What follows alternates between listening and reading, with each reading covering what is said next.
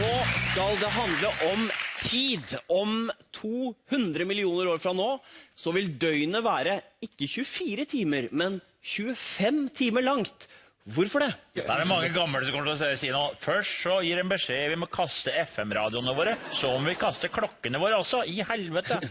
Om 200 millioner år da, men likevel. Ja, det høres jo veldig greit ut at det er 25 timer, for det er jo 1 time mer. Lett å forholde seg til.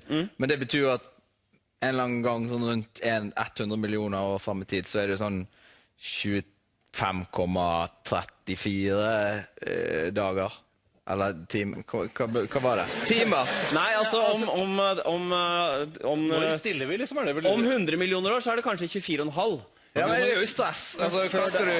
Er det liksom på nyttårsaften skal vi stå og vente en halvtime til, eller... Du må stille klokka hele tiden, da. Ja. Spørsmålet mitt her er, det er ganske lett for forskerne å si om 200 millioner år. Ingen skal sjekke det. Altså, ingen kan si han imot. Så hvordan, det er veldig typisk forskere å si... Odd kan jo vinne tippeligaen, for eksempel. Om 200 millioner år, ja. Ja, det kan vi gjøre. Ja. Men altså, for å svare på spørsmålet da, så tror jeg det er fordi at klokkeprodusentene vil ha større og større klokker. Altså produsere større og nye produkter da, kan du si. Så er det da om så mange millioner år, så er det stor fordel for hvis for eksempel noen er pårørende som blir tatt som gisler, for eksempel. Så er det sånn, du har 1 døgn på å skaffe løsepengene. Digg. 25 timer. Digg. Det er ikke sånn stress. Det er ikke så stress, det klarer vi. Poenget er jo... Ja, men det er en fysisk forklaring på dette. Poenget er jo, jeg må forklare hva som skjer her. Poenget er jo at jorda snurrer saktere rundt i fremtiden. Ja. Hvorfor det? Fordi den fungerer på motsatt måte av et egg. Fordi at når man skal sjekke om et egg er hardkokt eller rått, eller kokt i det hele tatt, så tar man jo og snurrer det rundt, sant? Og så går det fortere hvis det er hardkokt, sant? Enn hvis det er bløt masse inni. Hæ? Det er ikke det som er trikset? Det er ikke det som er trikset? Nei, den fungerer. Jo, det er. Nei, du snurrer rundt, stopper det. Og så hvis den da fortsetter litt til etter at du har stoppet den, da er det ikke kokt. Nei. Eller hardkokt egg snurrer i all evighet. Ja. Ikke sant? Mest de bløte, det er bare... Blakk, fordi at det er masse inni der. Nei, men dette kan jo bekrefte teorien om at jordkloden er vår herres snurrebass. Så man ga kjempefart en gang i tida, og så går saktere og saktere, til slutt begynner å sjangle, og så blir den liggende sånn på skross på ca. 23,4 grader. Det vil jeg tro da. Men teorien om at er det ikke vår herres klinke kule? Ja, det er feil. Det var det man trodde før. Erik Bye trodde det, og hans generasjon. Ja. Han var jo ikke akkurat fysiker, han. Men altså, la meg stille spørsmål på nytt da. Ja. Hvorfor er det sånn at i fremtiden så vil jorda bruke 25 timer på å snurre rundt seg selv? Altså hvorfor vil jorda snurre sakte rundt seg selv i fremtiden? Nei, når man er eldre enn over 60, så får man 1 uke lenger ferie i hvert fall, det vet jeg. Det vet jeg, så det har noe med aldre, blir gammel, så ja, la snurre litt sakte. Ja. Altså, det er noe som bremser på, som noen slags bremsekloss på Ja, hva er det som hele. bremser? Stopper det ikke bare, altså ingenting snurrer evig. Sant? Det er dikt. Ingenting snurrer evig. Ja, selv ikke jorda. Altså, du har rett i at... Eller, Newtons lov sier jo alt vil fortsette bare rett fram i samme hastighet, så lenge det ikke kommer noen motkraft. Det kan jeg være enig med Newton i. Det kan jeg Så det er noe som gjør, som bremser. Ja. Mennesker, så det blir for mange mennesker, blir for tungt for jorda. Orker ikke mer.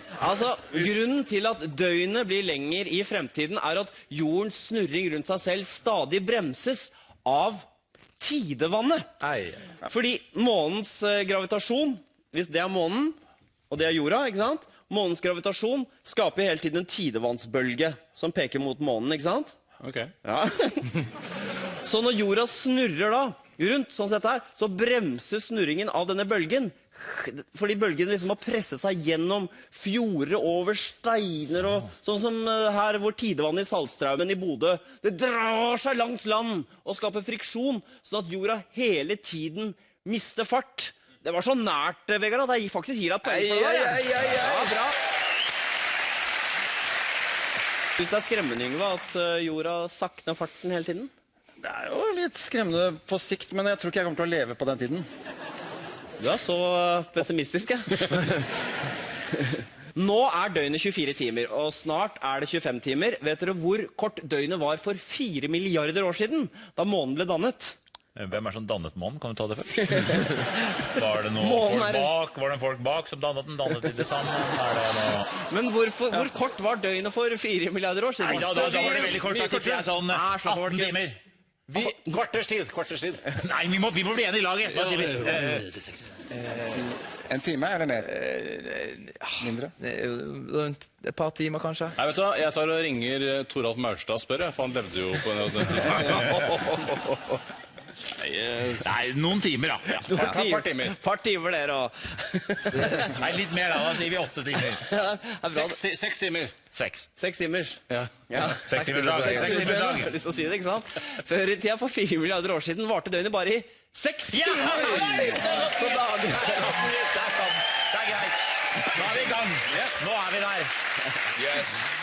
Om ca. 2 milliarder år så vil varmestråling fra sola ha ført til at havene fordamper, og dermed fjerne hele denne tidevannsfriksjonen. Så det betyr at jorda ikke vil stoppe å snurre noen gang, hvis noen var redde for det. Nei. Men livet vil selvfølgelig være over da. For livet startet for 4 milliarder år siden, så livet på jorda er altså godt over halvveis. Det er litt fint å tenke på.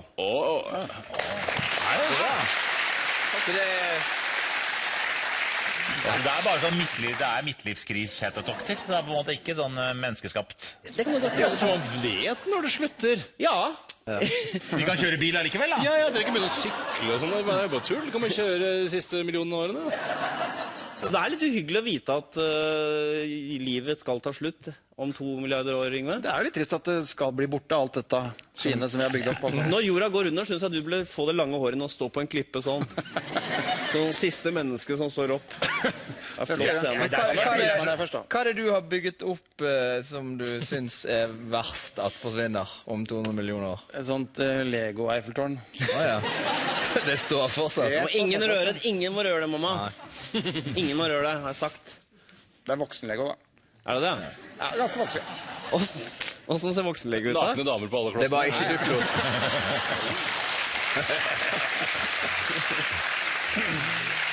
Jorda snurrer stadig saktere rundt og vil etter hvert bli solsystemets tregeste og mest narkomane. Vi skal videre i sendingen.